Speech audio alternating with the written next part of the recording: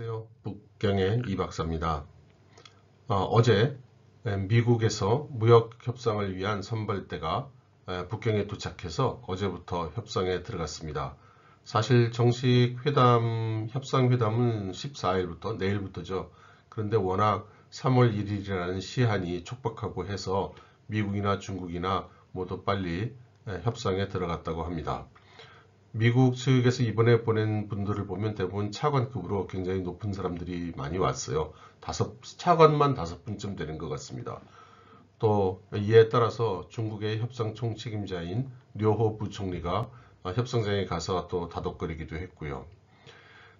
과연 이 협상이 어떻게 될 것인가 전 세계가 다 궁금해하고 관심을 가지고 있는데요. 양쪽 모두 가능한 한 협상을 이루려고 한다고는 볼 수 있을 것 같습니다. 그러나 관측으로는 간간히 너무 시간이 촉박하니 기한이 연장되지 않겠느냐 이렇게 보는 사람들도 나오고 있지요. 그러면 미국 측 협상단 명단의 면모를 좀 알아보겠습니다. 대표는 무역대표부 장관인 로버트 라이트하우저, 그리고 재무부 장관인 스티븐 뮤니신 장관입니다. 그런데 제가 볼 때는 아무래도 로버트 라이트하우저가 성격면이나 정책, 그리고 내각에서의 기류로 볼 때도 로버트 라이트하우저 장관이 주도할 것으로 생각이 됩니다. 그 외에 차관, 차관보 이렇게 해서 많이 고위직들이 왔는데요.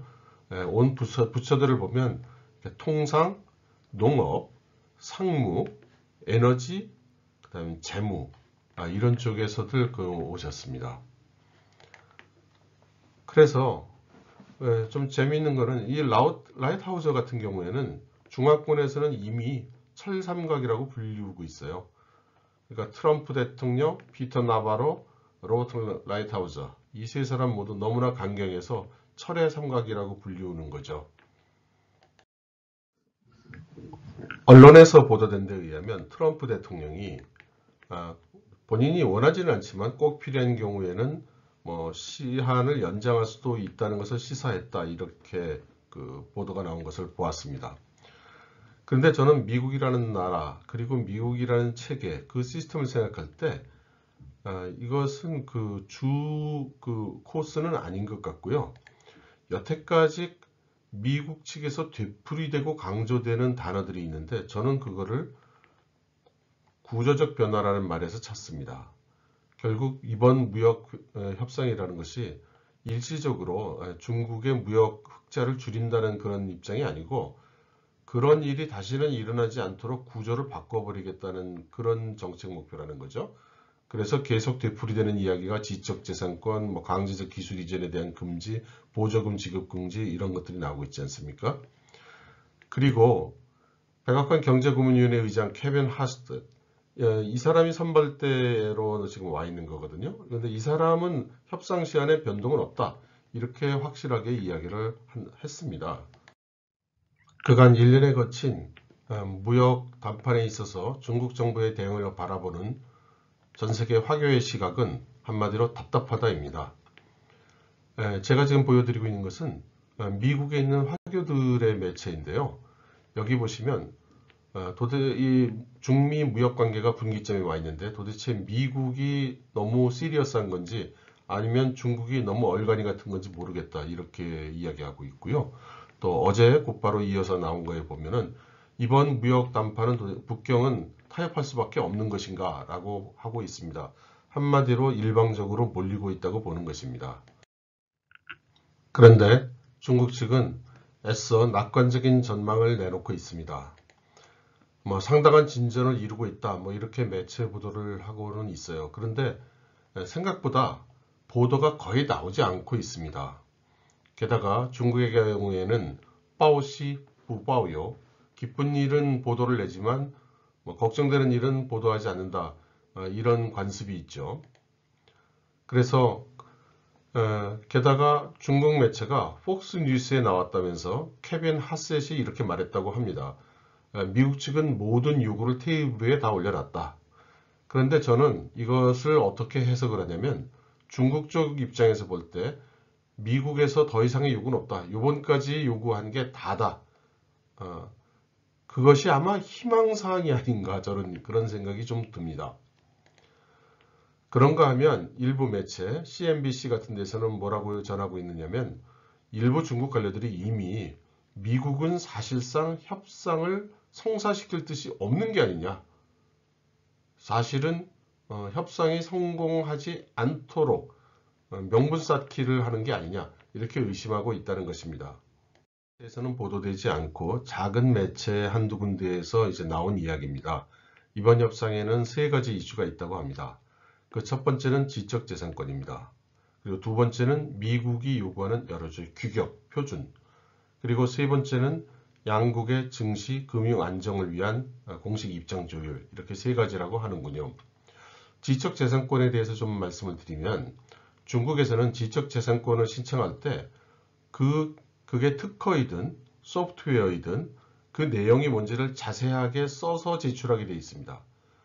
그 기준이 얼마나 쉽게 써야 되느냐면 잘 모르는 사람이 봐도 무슨 얘기인지 알 수 있도록 쓰라는 게 그 규정입니다.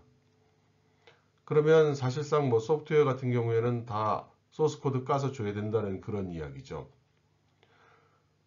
하지만 만일 고치려고만 한다면 규정상으로는 이런 규정은 없애거나 명확하게 수정을 할 수가 있습니다. 그러나 제가 생각할 땐 실제로는 외국 기업이 중국에서 회사를 설립할 때 합자 파트너를 꼭 의무화하는 이것이 관건이라고 생각이 되고요.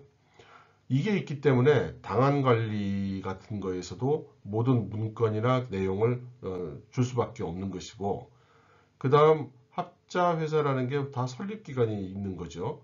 30년, 40년. 그래서 법에 그 30년, 40년이 끝나면 남아있는 모든 기록, 남아있는 모든 정보, 남아있는 모든 자산은 중국 쪽에 귀속되게 되어 있습니다. 그러니 거꾸로 외국 기업 입장에서 볼 때는 엄청나게 불공평한 거죠. 물론 그 기한이 오기 전에 다 매각해서 가져가긴 하지만 말씀입니다. 하지만 중국 정부 입장에서 보면 만일에 합자 같은 중국 파트너를 의무화한 조항을 삭제하라고 그러면 이것은 중국 정부로서는 중국 경제 운영의 모든 수단을 잃는다고 보겠습니다. 굉장히 어려운 협상이 될 거라고 봐요. 물론 이것이 협상의 내용에 있는지는 아직 알 수 없습니다. 그 다음 규격 같은 경우 크게 두 가지 경우를 볼 수 있죠. TDMA처럼 중국이 자기 시장 보호하려고 세계적인 표준과는 다른 중국만의 표준을 정하는 것. 그렇게 하는 것도 이제 곤란하다는 거죠. 그런가 하면 화웨이의 5G처럼 중국이 먼저 나서서 독자 표준을 추진해가는 것을 또 미국이 못 보는 거죠. 결국은 미국 주도의 표준을 받아들여라. 뭐 이런 얘기고, 이번 협상에서 상당한 범위와 규모의 규격을 제시했다고 이렇게 보도가 나오고 있습니다. 그런데 저는 재밌는 것이 아까 일일이 협상단 부처를 읽어드렸는데 그 이유는 거기에 하이테크 관련된 부처가 없다는 겁니다. 제조 관련됐거나 공업 쪽에 관계된 부처가 없지 않습니까? 그러니 이게 무슨 뜻이냐? 결국 미국은 중국에는 하이테크를 제공하지 않도록 하겠다는 이야기인 것입니다. 그리고 일반 제품에 대해서 일반 결과적으로 나오는 제품에 대한 표준만 미국이 요구하는 표준을 받아들이라는 뜻인 거죠. 그리고 세 번째, 양국 증시 및 금융 안전을 위한 공식 입장 조율은 저는 사실 잘 이해가 안 됩니다. 제가 아마 잘못 이해하고 있을 가능성이 큰 것 같습니다. 왜냐하면 협상이 타결이 되면 당연히 증시나 금융이 안정이 되겠죠. 그리고 타결이 되지 않으면 당연히 충격이 클 겁니다. 그러면 안정을 위한 공식 입장이라는 것이 무엇이 될까요? 이 협상이 타결되지 않았을 때 안정을 위한 입장이 나오는 거 아닐까요? 그래서 저는 이 내용은 잘 의아스럽고요. 제가 확신을 가지고 소개를 해드리진 못할 것 같습니다. 북경에서 협상이 진행되고 있는 이 시점에도 미국은 계속해서 압박을 병행하고 있습니다. 현재 남중국해에 군함 2척을 보내서 항행의 자유작전을 수행 중이고요. 중국 정부는 또 발끈해서 중국 외교부가 또 항의하는 발표를 하고 했습니다. 또 얼마 전에 트럼프 대통령이 AI 관련한 문서에 서명을 했죠. 결국 중국이 AI 분야에서 미국보다 더 발전하는 꼴은 못 보겠다는 것이죠. 그런데 엄격히 이야기해서 AI 같은 분야는 차이나 2025, 메이드 인 차이나 2025 같은 그런 프로젝트 범위를 훨씬 넘어서는 광범위한 영역입니다. 이미 미중 무역 마찰이라는 말이 좀 무색하죠. 이미 신냉전이라는 단어들을 많이 쓰고 있습니다. 그리고 어제 폼페이오 외무부 장관은 화웨이 설비 구입하지 말라고 전 세계 동맹국들에게 또 요청을 했죠. 이것은 또 한편으로는 협상을 하면서도 한편으로는 압박을 가하는 그런 미국의 그 병행 전술로 보입니다.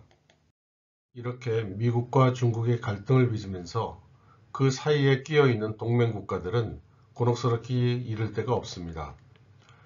호주와 뉴질랜드는 미국의 요청에 따라서 화웨이 설비를 금지했는데요. 파이브 아이즈 국가니만큼 어쩔 수 없었을 겁니다. 그런데 중국은 호주 수출의 30%를 차지하고 게다가 급성장하는 시장이죠. 상당히 속이 아팠을 겁니다. 게다가 호주는 금년도 6월에 마련된 반외국 간섭법. 이것은 외국이 이제 호주의 내정에 간섭하는 것을 막는다는 법인데 사실상 중국을 겨냥한 것이라고 합니다. 이것은 법이 만들어진 다음에 별다른 그 적용이 없었는데요.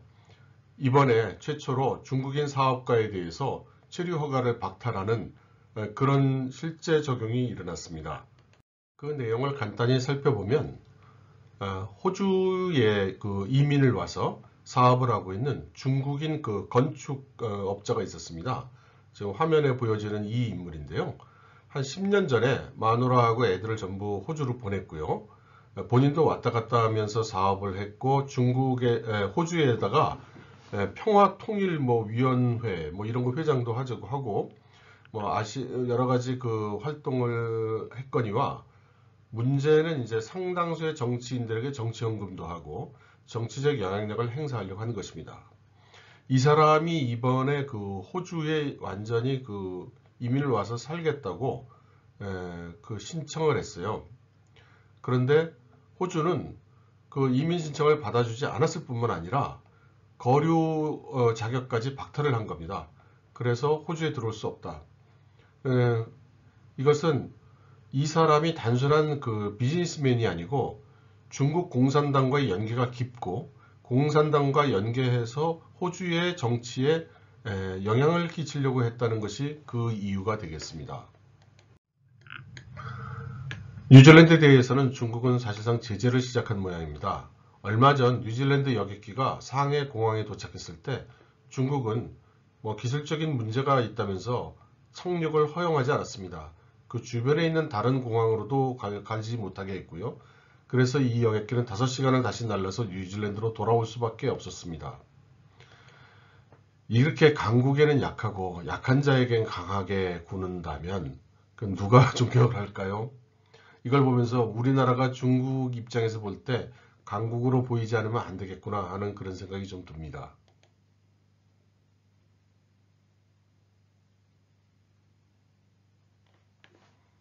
미국이라는 세계 최대의 선진국이 행동을 할 때에는 이미 이후 일어날 여러 상황에 대해서 상황별로 컨틴전시 플랜을 가지고 있다고 보아야 할 것입니다. 이번 연두교서에서 트럼프 대통령이 의회에 촉구한 대등무역법도 이와 같은 맥락의 한 조치라고 저는 생각합니다. 그러니 중국 정부 입장에서는 이번 협상이 결렬될 때 그 뒤따를 미국의 조치를 두려워하지 않을 수 없을 것입니다. 그 조치는 아마도 일회성이 아닌 1파, 2파, 3파 이렇게 파상적인 조치가 될 가능성이 높겠죠. 그리고 만일 협상이 이루어진다 하더라도 그것은 어떤 미국이 어느 정도 양보한 협상안이 되기보다는 중국 쪽의 일방적인 굴복일 가능성이 높을 것 같습니다. 그 경우 시진핑 주석에 대한 책임론도 제기가 되겠죠. 어느 쪽이 되든 중국은 괴로울 것 같습니다. 물론 여기서 말하는 중국은 괴롭다라는 것은 중국의 지도층을 이야기하는 것입니다. 여러분 다시 한번 감사드립니다. 저는 이렇게 여러분들이 호응이 많을 줄 몰랐는데요. 이번에 이 녹음을 하면서 보니까 구독 신청자가 1,800명이 넘었더라고요. 대단히 감사하고요. 더 열심히 하겠습니다. 감사합니다.